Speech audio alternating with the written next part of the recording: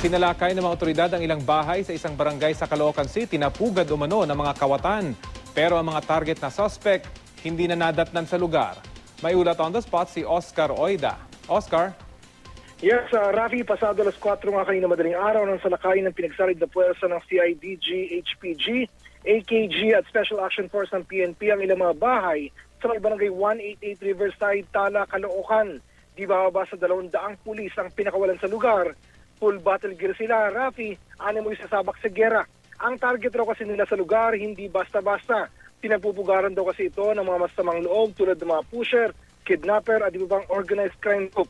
Kaya't gano'n na lang ang pag-iingat ng mga otoridad, lalo pat minsan ang nalagasan ng operatiba ng NBI nang magsagawa silang operasyon sa lugar. Sa bungad pa lang, Rafi, isang nakatricycle ang nakuhaan ng baril. Ang dalawang lalaki naman ang nakapkapan at nakuhaan ng sachet ng hinihinalang shabu. At gamit ang search warrant, sinuwid ng mga otoridad ang mga target na bahay.